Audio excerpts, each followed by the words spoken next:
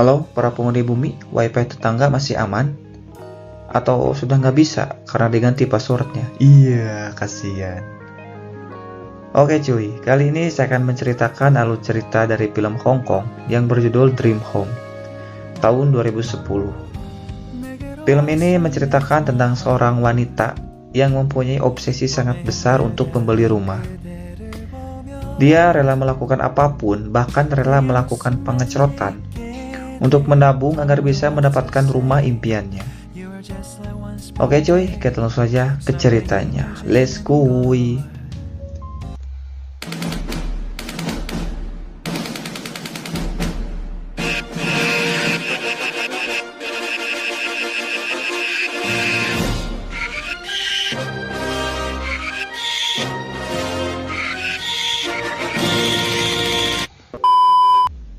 Film diawali dengan seorang wanita yang sedang bekerja di sebuah bank. Wanita ini bernama Seong. Dia sedang menelepon nasabah untuk menawarkan pinjaman uang. Tapi, para nasabahnya tidak berminat.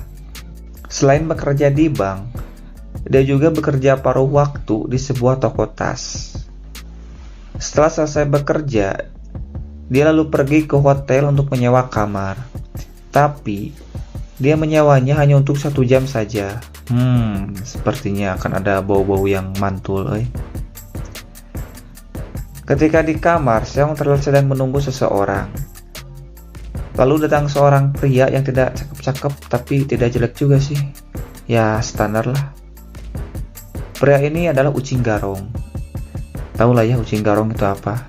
Ternyata, pria ini sudah punya istri dan Seong adalah selingkuhan pria ini. Karena mereka sudah tidak tahan, dan terjadilah adegan pengecerotan. Karena kecapean, Seong tertidur sampai pagi hari. Karena sebelumnya dia sewa kamar hanya untuk 1 jam, sekarang dia harus membayar kamar itu untuk 1 hari. Ketika akan pergi, Seong disuruh untuk bayar dulu, karena ternyata si pria belum membayarnya juga. Jadah, ternyata si pria tegeblek duit, jir. Pada malam harinya, di apartemen, seorang ART sedang memasak untuk majikannya. Lalu, bel berbunyi. Ketika pintu dibuka, orang misterius itu langsung membuka pintu dengan paksa. Dan pintu itu menghantam wajah ART, yang membuat hidungnya patah. Tidak lama, orang ini langsung menusukkan sebuah obeng ke kepala belakang ART, yang membuat bola matanya keluar. Linu pokoknya nama Ternyata orang ini adalah Seong. Terus kenapa si Seong tega lakuin hal ini? Nanti akan terjawab cuy, sabar. Tiba-tiba suara HP miliknya berbunyi, yang membuat majikannya si ART yang sedang hamil besar mendengarnya. Wanita ini pun takut dan langsung masuk ke kamar mandi. Seong langsung mengejarnya dan membongkar gagang pintu itu dengan palu. Ketika masuk, ternyata si wanita tidak ada di dalam. Ketika Seong akan balik lagi, ternyata si wanita sudah menunggunya di balik tembok sambil memegang linggis. Lah, jadah bisa ya didinya. Sakti awewe. Ketika Seong lewat, si wanita langsung mengarahkan linggis itu yang mengenai pipi Seong. Ketika si wanita akan lari, Seong lalu menarik kakinya hingga terjatuh dengan posisi perut di bawah. Aduh, asli linu orang meninggalin lagi, karena dia sedang hamil, jadi tega lah. Si wanita langsung mengalami pendarahan yang hebat. Seong dengan teganya langsung menyeret dan membungkus kepala ini wanita dengan kresek, yang membuatnya kehabisan napas. Seong pun langsung melamun sambil menatap ke arah jendela. Teringat akan masa lalunya yang masih anak-anak. Sewaktu kecil, dia selalu melihat kakeknya yang senang dengan pemandangan laut. Seong pun selalu berdoa agar dirinya punya rumah yang menghadap ke arah laut, agar kakeknya bisa terus melihat laut. Kembali ke masa sekarang, suami dari wanita yang Seong bunuh sudah pulang. Ketika masuk, dia kaget karena melihat istrinya sudah tergeletak. Dia pun langsung memberikan napas buatan. Tiba-tiba, Seong datang dan langsung memukul pria ini dengan stik golep. Pria ini pun sempat melawan, tapi Seong memukul pria ini dengan setrikaan.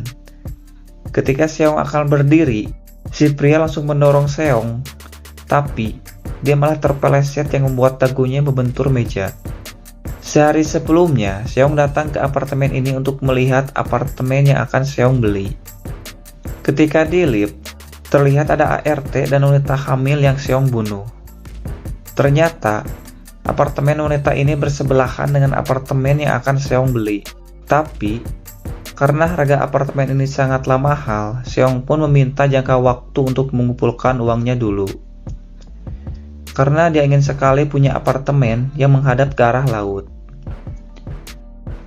Seong sangat terganggu dan tidak nyaman tinggal di apartemen yang kumuh. Karena selalu mendengar tetangganya yang berisik, ditambah lagi Seong harus tidur berdesakan dengan adiknya. Dan ayahnya juga sudah sakit parah. Scene lalu berganti saat Seong sedang ngagelom mutu pacarnya ini. Seong ingin meminjam uang darinya. Pacarnya pun akan memberikannya, tapi tidak sekarang. Seong lalu meminjam uang dari bosnya, tapi ya sarua jeung bohong, itu diberi injem. Ditambah lagi, ayahnya yang sudah tahu sakit parah, tapi tetap saja minum-minum dan udud. Seong yang sudah jengkel, membiarkan ayahnya kritis dan akhirnya wafat. Dan Seong pun mendapatkan uang asuransi atas kematian ayahnya. Dia pun langsung menghubungi agen apartemen bahwa dia akan membelinya. Ketika akan membelinya, si penjual tidak jadi untuk menjualnya, karena si penjual menunggu sahamnya yang akan naik.